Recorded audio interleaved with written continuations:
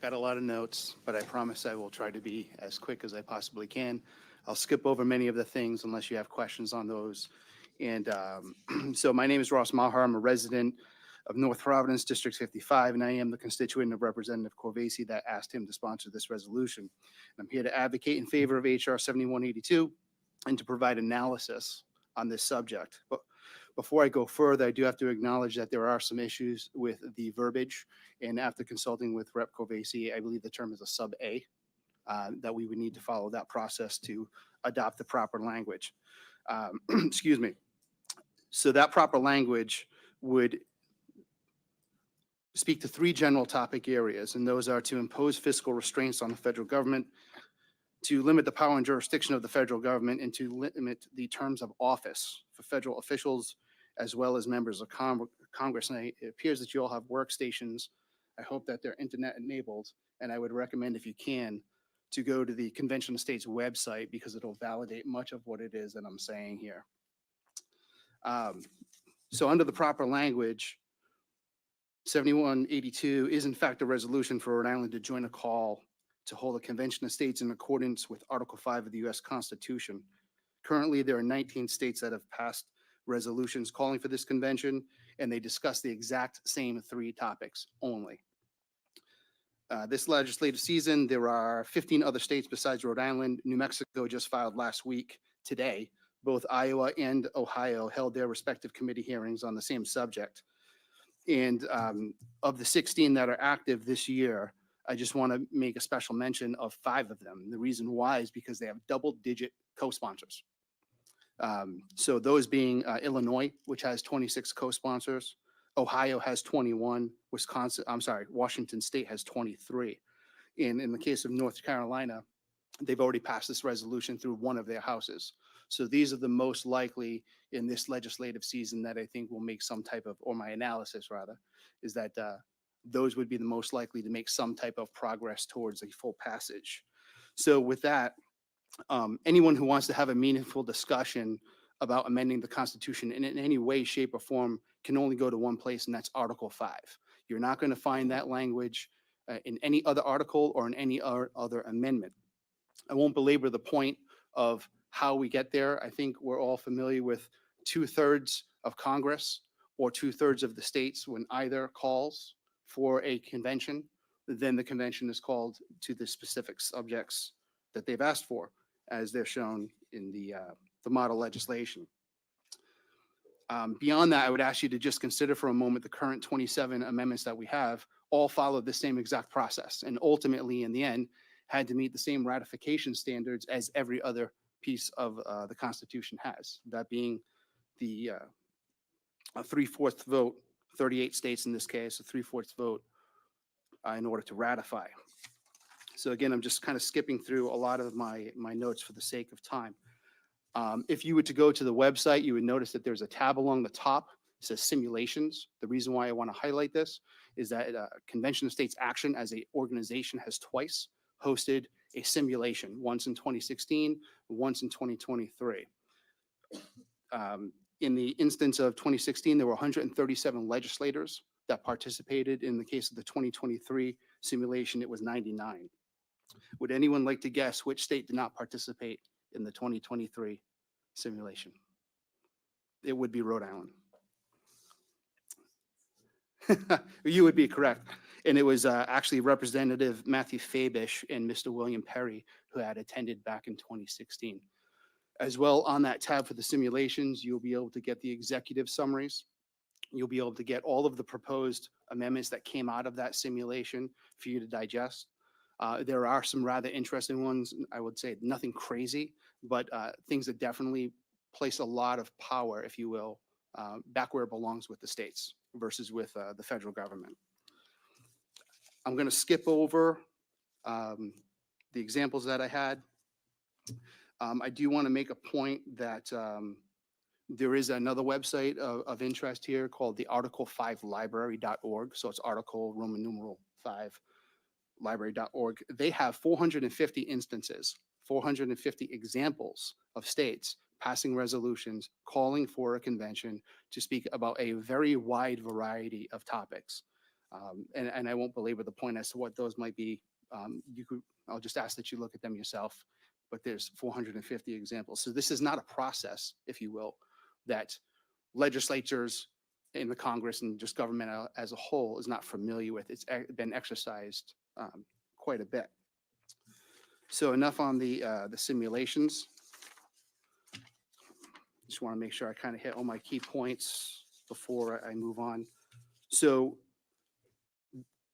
there are generally three major points of opposition that tend to come up, and I'll just state them very quickly. One, there's never been a convention of the states before. So this is indeed a misstatement of facts. Our nation in reality has a very, very long history of states convening to resolve mutual issues dating all the way back to the 1600s. And some of those conventions have been held right here in this city. Even today, there is a dispute over the Colorado River and water rights that affects 7 states. As these states meet to work this issue through, this is a convening of the states. And I think that one can also make an argument that every day that the US Congress is in session is a group of people convening that are delegates from states to discuss issues concerning the country. So arguably, that is a convention of the states, but I digress. So people who say there's never been a convention of states, I would respectfully say that they're misinformed. The next one that comes up a lot is how do we ensure that this convention of states that we're calling for stays limited in its scope? This is a long answer, but I'll give you the very, very short version of it. The resolution itself that I'm asking you to pass stipulates 3 topics, and that's it. Any commissioner that goes beyond that is in violation of that resolution, period. End of story. There is no confusion, very black and white. With that, many states have passed what are called faithful delegate resolutions, basically a companion document to go along side by side with that, which stipulates how the commissioners will be chosen, what their scope is, the fact that they can be recalled by their state, and in some cases can be charged with crimes and civil penalties. So these states take this issue very, very seriously, and they want their commissioners to adhere to the scope to which they were approved through their initial resolution. In the case of Rhode Island, I would highly recommend that we also pursue a faithful delegate resolution. In my written testimony that I submitted to the clerk, I provided 5 examples of faithful delegate resolutions. I won't bother to say the names of those. Well, actually, Florida, Utah, Tennessee, South Dakota, and Wisconsin. Okay, could you wrap it up soon as we have a lot of people? Yes, ma'am, Yeah. I get it. And then the final thing, the infamous runaway convention, I'll give you the ultimate short answer. It never happened, and there never has been one. And we can discuss that at a later time if you are so inclined. Barring that, I am ready for any of your questions. Any questions from the committee? Nope, hearing none. Thank you. Yes, ma'am. Could we have David Wilder? That's Wilder, thank you. Wilder, okay, I wondered about that. And while we're calling up, how about Richard Guerrera?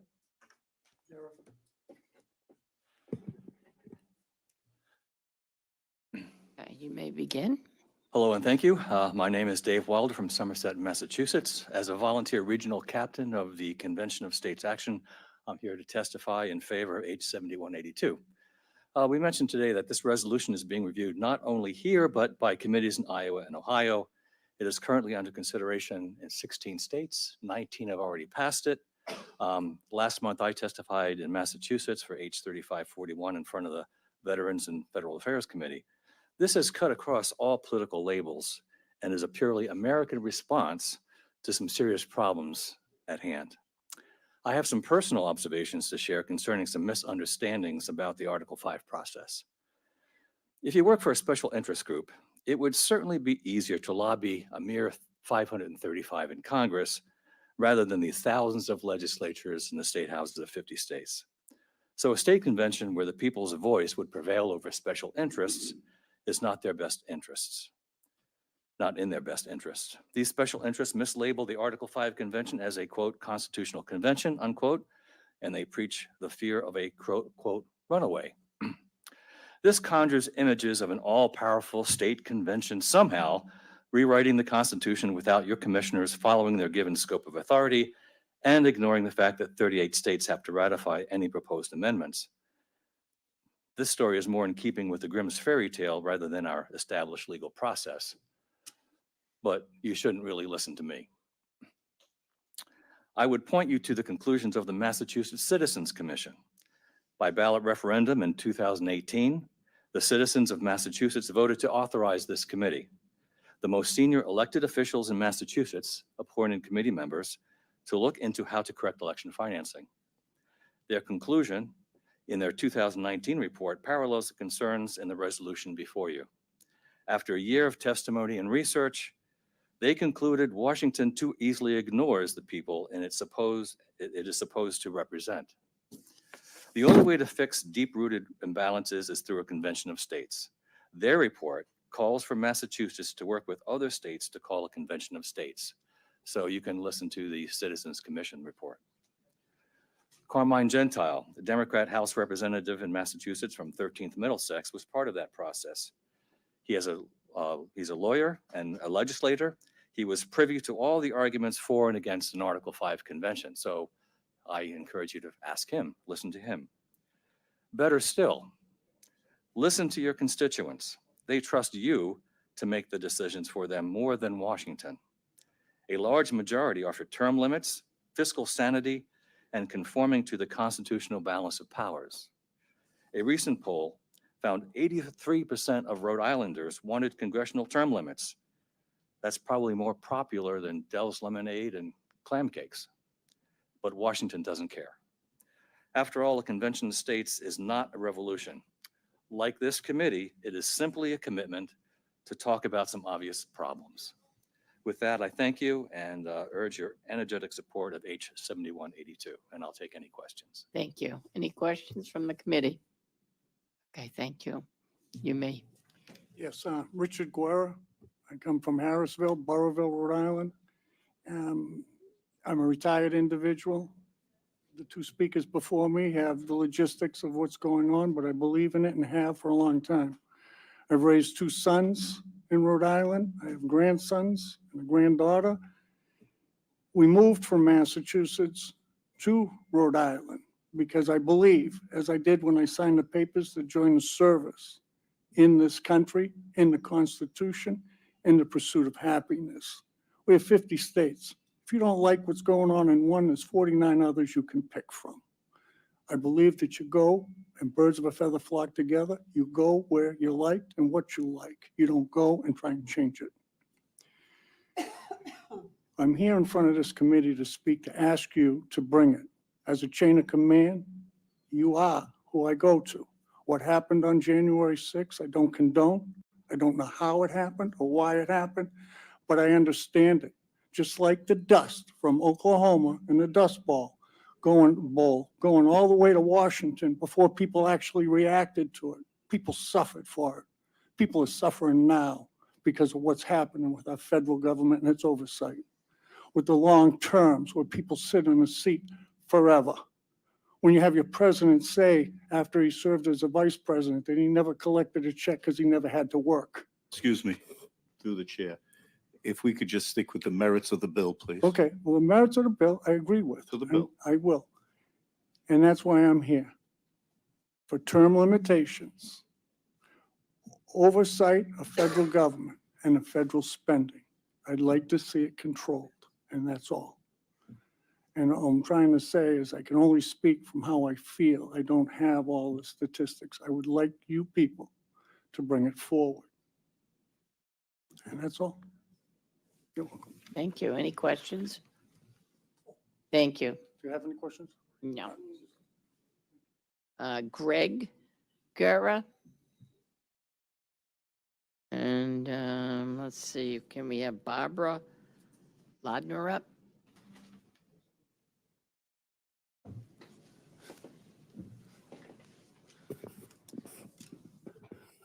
Members of the committee, my name is Greg Garrett. I'm going to testify on three different bills. 71 to 82 I'll start with. Then I'll go to 7329, which I don't know if anybody's talked about, and then 7246. So that's the three I'm going to do, and I'll do them in that order. I strongly oppose 7182. And the reason I oppose it is that if you read the bill, it has one section where they talk massively about federal overreach. And that language is taken strictly from fascism. This is language basically to say we will not protect civil rights, and we will not protect the environment, and we will not protect the right of people to oppose unlawful criminal activity by large corporations. And that is where it comes from. I mean, if you look at the history of this Article 5 convention, it is strictly from the right wing telling us that we shall overthrow the right of the federal government to make sure that we have clean air for everybody, that we have environmental justice, that in communities that are being oppressed, that they will not be able to protect their clean air and clean water, that we will not be able to protect civil rights. And when you look at the history of the movement that created this bill, and you realize it comes out of the South and the racists and the anti-environmental activism that we've had, then I would ask you all to oppose it, because the odds of what this constitutional convention are being asked to do are basically to destroy the public health. I will stop at that one if you've got any questions. Questions from the committee? No? Okay, go on to your next bill. 7329 is the bill. It's a resolution asking Congress to, rein in the nuclear war industry. And, I'm old enough. I remember duck and cover, where we were told to hide under our desks in school. And so you remember how dangerous nuclear weapons are. And we should be doing all we can as a country to abolish them. Not a unilateral disarmament, but to join into treaties with other countries that are binding, go through the UN, go through other kinds of international things that say, look, we should all get rid of these. If anybody ever uses one, life as we know it on Earth ends. And I don't think that that's a particularly good idea. I think we really need to say that we are not going to do that, and that we should, as a country, join with the rest of the countries in the world to eliminate all nuclear weapons. Any questions on that? Okay, the last one is 7246. This is a bill adding some things to how we do economic development in Rhode Island and how we think about it. I have been actively participating in the public discussion about how we do economic development in Rhode Island since I moved here in 1996. So it's 27 years that I have been actively reading reports from the government of Rhode Island, participating in public hearings of all kinds in front of the legislature, in front of administrative bodies. We do a lousy job. We just have a really screwy approach to economic development. The way we do economic development in Rhode Island is we give money to rich people and, say, go do your thing. 38 Studios is a prime example of what happens in this state. What we really need to do is start to think about what is the economy going to do in the future. And what the economy is going to do in the future, it is going to have to shrink. And it is going to shrink because we are depleting all of the resources on this planet. I mean, immensely. We're running out of sand for construction in many places in the world. Not only are we running out of trees, we're running out of clean air, we're running out of places to put the trash. And we really need to protect those things. 7246 calling for you to put in climate change as we look at the economic development and all of the different manifestations is absolutely essential. I have just produced a paper called Why We Need a Climate Justice Economy. We have actually looked at all of the different ways we do economic development in Rhode Island. I have 20 years of papers. I sent you a paper with links and by email. I would hope you all will look at it. We have done if you are going to have an economy that works in the future, it needs to do two things. It needs to get right with climate, which this bill covers, and I commend that and I support that. The other thing you need to do is you need to start from the bottom up. We do economic development from the top down, when what we really need to do is economic development in our lowest income communities, in our Black and brown communities. Because if you have an economy that works for the people at the very lowest ends of the economic scale, it will be working for everybody. Everybody, if you have low income people who have enough money to go to the store, every part of the economy works. If you don't have an economy working at the bottom, what you get is all kinds of social dislocations. The same thing with climate. The way the climate is going and the way we are not dealing with it in this country, if we do not get that straight, we are not going to have an economy. We're not going to have an agricultural system that provides enough food for 8 billion people on the planet, or all the people in Rhode Island. We absolutely need to put climate at the very center and justice at the very center of our economic development.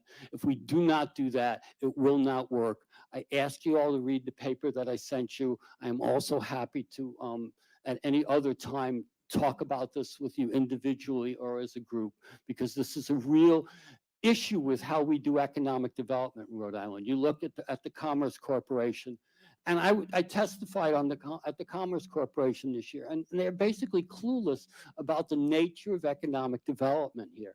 And so what you're adding to the bill is a good thing. It doesn't go far enough. Thank you. Thank you. Are there any questions?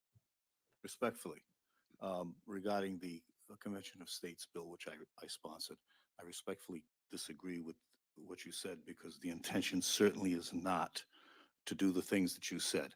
I realize that you feel there's some historical perspective to it. However, the language is very delineates exactly what can be done, what cannot be done. So I just want to reiterate what was already stated in the testimony that was given. But thank you very much. The language in the bill is extreme. Any other questions, statements? No, thank you. Thank you. Barbara, you may proceed. Good evening. Thank you, Madam Chair, and thank you, Representative Corvese, for letting me speak here tonight. I'm speaking.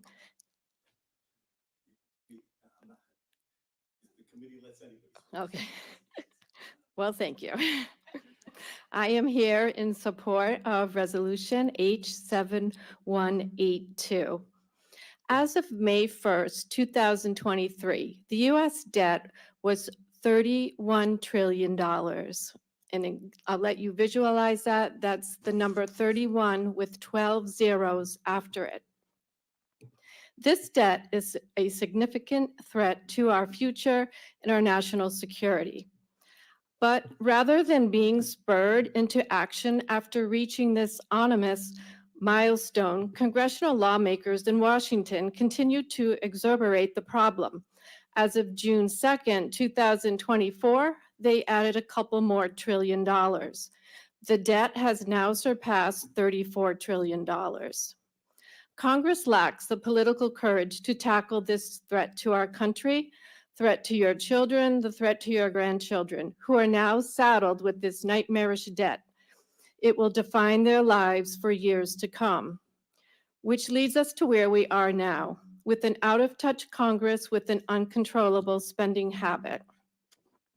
Fortunately, the framers of the Constitution unanimously added a mechanism to allow states to bypass an ineffective Congress and amend the Constitution if the Congress and federal government abuses or exceeds its power.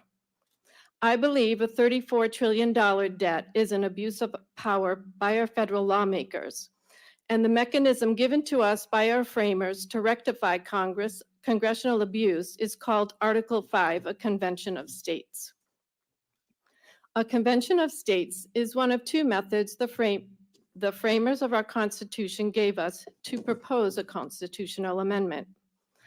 Our Constitution is a compact between states. Our framers, who understood human nature, had the foresight to add checks and balances to our Constitution. Article 5 is one of those checks and balances. It gives states, it gives if 3/4 of the states the ability to propose amendments. If it is only Congress that has the authority to propose amendments to the Constitution, then the partners to the compact, which is us, would be unable to rein in an out-of-control Congress and federal government. An out-of-control Congress is what we have now in a $34 trillion debt. Does anyone really think Congress will ever propose any kind of fiscal restraints or a balanced budget amendment or any other amendment that will restrict its powers? We don't have to accept the shackles of the status quo that we have now. It is time to enact Article 5 and call for a convention of states because we, the people, need to propose an amendment to enact fiscal restraints to protect future generations from unlimited congressional spending because Congress never wills. I'm asking you to please consider Resolution H7182 and add Rhode Island to the states that are proposing a convention of states. Thank you. You. Are there any questions for the witness? No. Thank you. I'd like to call on Representative Boylan with House Bill 7246.